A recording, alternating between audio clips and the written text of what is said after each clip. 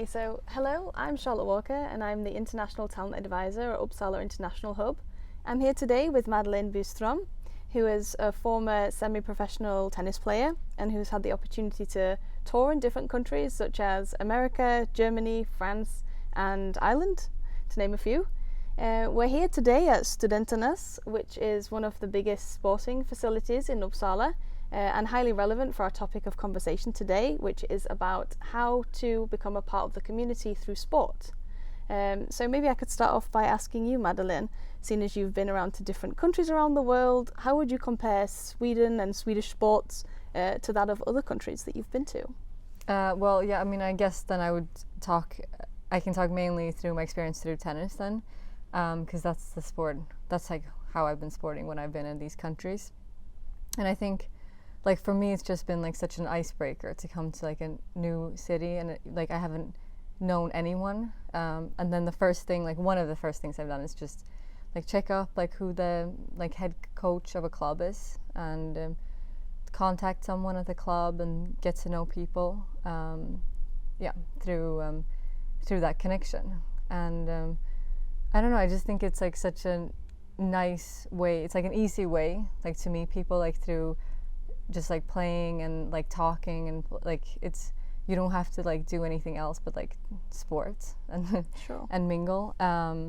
So I think sports is like it's a good icebreaker. Yeah, coming sure. to a new place. And I wonder then if there are any big differences that you saw from being, for instance, in the US to when you were playing in Sweden in terms of with your teammates. Have there been any major differences? Well, I mean, I think the US was one of the first. That was the first country I moved to, and I realized that sports was just so much bigger in the US. So I mean, I went there through. I played college tennis, so that was gonna be like the thing I was gonna sport when I was there. But I just realized that there wasn't just like tennis. Or just like we were playing team sports. It was like a whole community of like people coming to cheer for our games, and like families would come and like bake, and they would bake and stuff for us, and then we would like meet their families, and sometimes we would have a barbecue like after the matches. And so I think that it's more than just so much more than just like playing tennis. It was like a whole community. Okay, and then when we come back to Sweden and Uppsala, would you say that you would also like barbecue after a tennis match here, or is that not so common? No, I mean, I think you could do that, but it's not in the same way. I think and that's something that I miss, I really miss that there's not this like family feeling, or like, I don't know how, this like the same community. I think that you can meet people, but it's not maybe as many, like they're not, I don't know, people maybe don't get involved in the same way, which is something that I miss. Okay. But it is something that maybe we could work on. That's Yeah. something that could be better, that maybe people could, I think maybe people don't know that they could do it in that way, that they feel like you come there to the courts and you play your 1 hour of tennis and then you leave. Sure. But I think it could like benefit the whole organization if people would want to like maybe stay and like organize some dinner or like in connection with the sports. Sure. And I wonder also, I know that you also played paddle, so I was wondering if it's a similar type of situation with paddle, or is it a different kind of community that play paddle? I think is different. I feel like paddle is more of a like social, like a social game in that sense, because first of all, you're 4 people who usually come to, or that play. I don't know, maybe you can have other constellations too and be 3 on a court. No, but normally you're 4 people. So that means that just by that, you're more people socializing. And I think it's more like, I just get the feeling that people come, like people can be on different levels, and you don't have to have any technique or like prior knowledge. You can just come there and play with any friend. And I also think paddle is it's easier for people who are maybe on a higher level to play with people on a lower level, which makes it easier to socialize with all different types Sure. of people. And it's also a sport that's easy, like you can start competing just like after a few weeks of playing. Like even if you've never played paddle before, you can just play for a few times and then you can join these competitions. They have like events pretty often. Or you can just have like, you can make your own competition with friends. They have this Americano that you like maybe be like 8 people and like switch it up and play short games. And yeah, so and then I like normally when people do that, they sometimes maybe bring a beer or like maybe have a barbecue. So in that sense, I think it's more social. And maybe it's just like people start doing that and it becomes an idea that it is that way. And I think maybe tennis could learn from that, or other Sure. sports could learn from that too. But that might be the difference between like in more individual sports and team sports. Okay. Since when you play paddle, you're 2 people playing together, so it's a team sport. Yeah. And I don't really know. Maybe that becomes more social. Sure. So on the subject of team sports then, I know that in Sweden there are some unique sports, let's say, that don't exist in other countries, one of which is innebandy and bandy. And I was wondering if you could just tell us a little bit more about those sports from your knowledge. So I think innebandy is like specifically like a Swedish, or big in Sweden. They have it in other countries as well, but it's a pretty big sport in Sweden. And I think it's easy. You don't need that much equipment. You just need the innebandy stick. Yeah, and I think we have the... No, it's the other one. it's the other one. Okay, so this one is for innebandy. Yeah, Okay. And then this one? that's the bandy ball. Okay, and the main difference between the two is that you play one on ice. Exactly. And the other one. The bandy one is on ice, so it's Okay. like hockey but with that ball. And yeah, the other one is an indoor sport, and it's big in like innebandy. You can like you play when you go to school, like when you have your gymnastic lessons, but then also many workplaces have like korpen, it's called, like where like people can join like a team and then they can play matches. You can have like a team within your workplace and then play innebandy matches against like another team at the workplace, or maybe like they can challenge another workplace. Okay. Is that quite popular, would you say? Yeah, it's really popular in Sweden, that a lot of workplaces have this, or it can just be like a group of friends who decide to join a team. And then, yeah, it's a like popular thing to do like after work or in the weekends. So if you were interested in getting involved in this, like, do you know where you would ask? Would you go to like HR, or who would you ask this type of question to? Do you know? Yeah, I guess if you would talk to like your boss or an HR person, or just like your colleagues, I guess they would know of it if they're part of this. Sure. Yeah. Another thing that I've also heard about is about the like health and well-being, like welfare or benefit that you get from an organization. Is it friskvårdsbidrag? Yeah, that's what it's called. Yeah. And I was wondering if you could tell me a little bit more about that, because I haven't ever used that before myself. So Yeah, so a lot of companies in Sweden offer this, that you get like, it's also you get friskvårdstimme. Like a lot of workplaces have this, that it's an hour where you get to sport, and it's like included in your 40 hours. So 1 hour would be like, you can just go. that's nice. Yeah, and like do like play innebandy or tennis like during lunch, or finish early from work one day just to go on sport or join a gym or something. And then you also get some money, like this friskvårdsbidrag is I don't know, it can be different, it varies from company to company, but it can be like a few thousand Swedish crowns to join any like sport activity. Or usually it's maybe the company has like a definition of what they think should be included into that. Sure. But it can also be like a massage. It doesn't have to be sport. Nice. Yeah. Yeah, have you used it? Yeah. Yeah. Okay. Yeah, I would too. I don't have that, but that's nice to know about. I was wondering as well if we could talk a little bit about, seeing as it's starting to come now into the winter season, if we could talk about some winter sports in Uppsala. Are there any that you like to take part in yourself? I would say I'm more of a summer sports person actually. Okay. But yeah, the winter sports, like now what's coming up is they have this later on they have like the bandy matches, so which continues throughout the winter, but then they have this big final in March where the best Swedish teams play in like a playoff. Okay. And that's like specific, like in Uppsala they've had this final like for many years, so Okay. it's a big event. Yeah, where a lot of people gather and people come from different cities to come watch this. Okay, so that could be a cool place to socialize actually and meet people. Yeah, Yeah. it's I've actually never done it. Okay. But it is something that I need to try since I am from Uppsala. Yeah. So I do think it's something a little that I should. shameful that you haven't Yeah. tried it yet. Okay. And then I know that obviously winter as well can be a little bit of a lonely time because it's cold and everybody's indoors. Are there any other activities that you would recommend that you can get out and try and meet other people? Yeah, I mean, I think what a lot of people do is that they become a member of like a gym. And I just became a member Okay.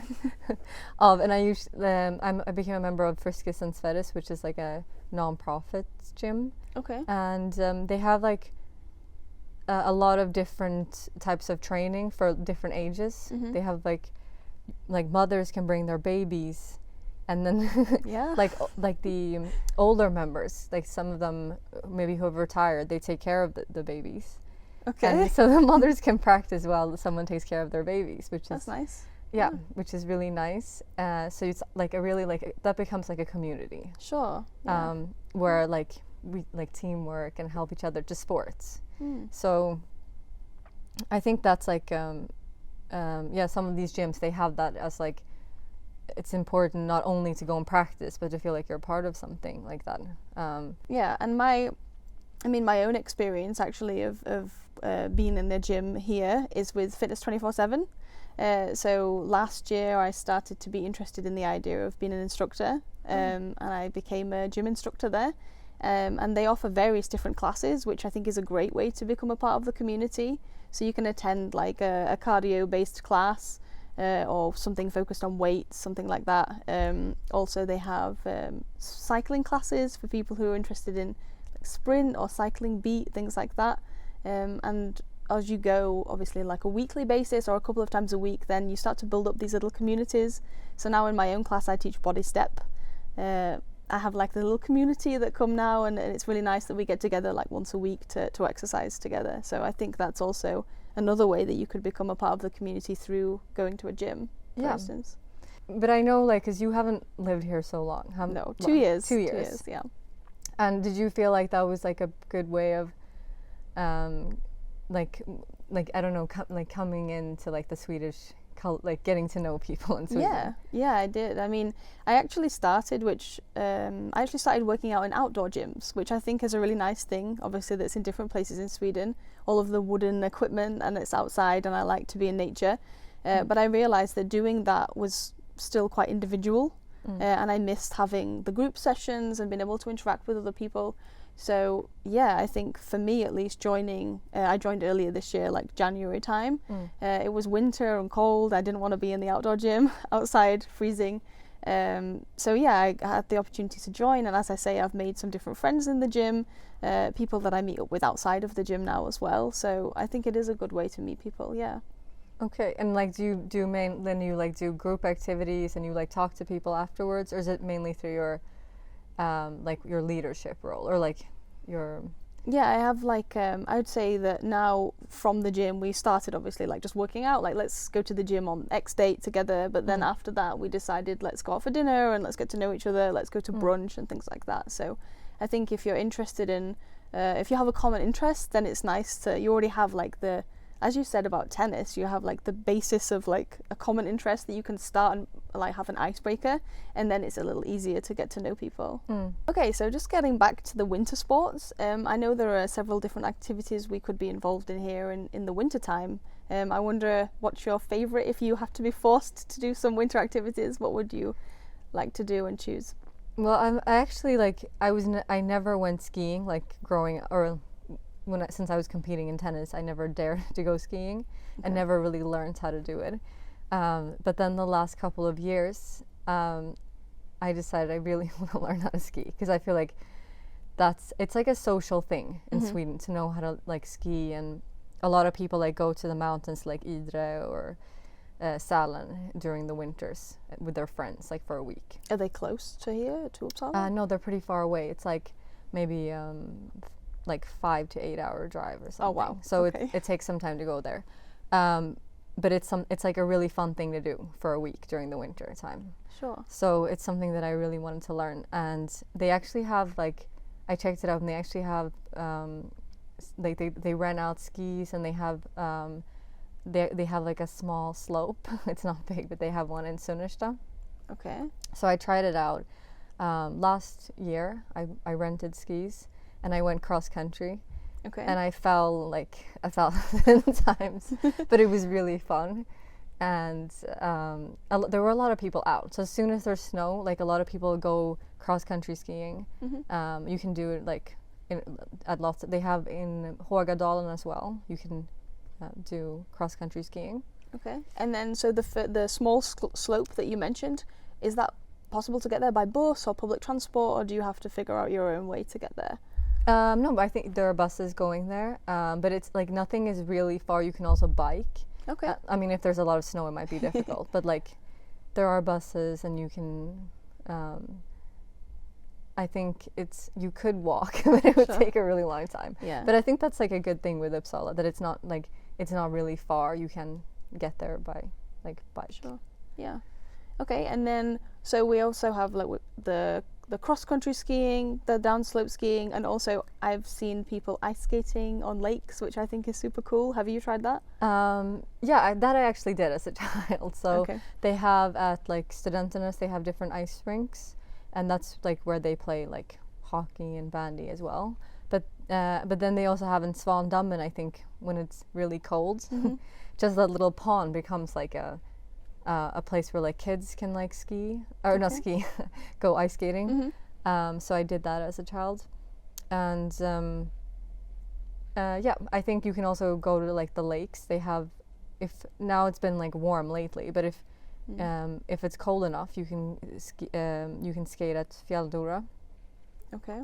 And that's Can you rent stuff from there? Do you know, like equipment? If you just went with your friends and you didn't have snowshoes, like I don't, like could you do that? So they have like a place in Fjalldura where you can like rent, like I think you can rent. I don't know if you can rent skis, but you can rent skates. I know. Okay. During winter time. Cool. And would you say that that's quite a good way to socialize, like ice skating? Do you get together with a group of friends, or is that like a common thing that would happen in Sweden? Yeah, that definitely. It's definitely like thing like you can ask. I think you can join groups on Facebook as well, and yeah, just join a group, or like if you don't know anyone, they have these groups for people who want to. Even in winter, you can like go for hikes too. I know, and a friend of mine. She had this group for, I don't know if you do this where you're from, but like in the winter you do take like a dip in I don't know, like an ice bath. I know exactly what you mean. Yes, they do the same thing in Finland. Yeah. Yeah. And they have this in Fjalldura as well. I did this last year. Okay, right. So I've been trying these things out lately, and I've never done this before. But this was like, I was gonna start the year off by doing this. So this was like right after the new year, or like the 2nd of January, we decided to do this. And then there's like ice, but then they've made a hole in the ice. So then there's a ladder down in the water, and you just like take a dip, and then you come back up. And it's like really refreshing. You get such a kick. I can really recommend this. You get such a kick. I can say I've tried it once, and that will be my only time trying it because it's so cold. Yeah, but I think it's real good fun to try at least. And I don't know, do you have it with the sauna, or is it just like you dip in and then you get out and you're finished? No, you can either just go there to take a dip, but you can also, what we did was we rented a sauna, so you they like heat it up for you, so when you come there, it's really warm. I mean, I would never go into the water without having a sauna. Yeah. So because like when you get up, you just like run into the sauna. But that's like really actually really cozy, because then it doesn't feel so bad. Then you're like in the sauna, you can maybe have like a beer or two and just be there like the entire day. And that's a very social thing as well, because like you can go, I think you can be like, I don't know how many people, but like a few people in these saunas. And are there any that are public? So like you said, you rented one out, but could you go to a public one? There, I don't know if they have any public. We rented. I'm not sure if they have. But and they also had this it's like a bath or like a bathtub, I don't know, like an outdoor bath too, where you can sit in, like, it's like a jacuzzi. Oh, okay. That sounds nicer. Some warm water. Yeah. Yeah, okay. So that's also a tip. Like if you want to go into the cold water, you can do this as well. Yeah, sure. So there are a few good things to try then in the wintertime. It's not like you have to be cooped up alone at home in the dark waiting for the summer to come again. No, and like a lot of the, like at a lot of these, like for example in Följ, there's like places where you can have like a barbecue or like bring some that's like a thing we do. We bring like sausages and some hot cocoa, and then you can like go like skating, and then you can like have a barbecue afterwards outdoors. Sure.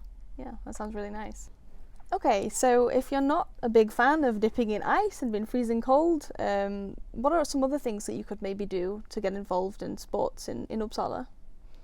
Well, I mean, there's always, you can watch sports. I mean, even if you don't feel like participating, like physically, or I don't know, participating in the sport, you can also just walk. You can go. They have a few sports bars in Uppsala, and it's a good way to, like, I mean, they have different matches. Sometimes they have tennis, or sometimes they have soccer, on the screens.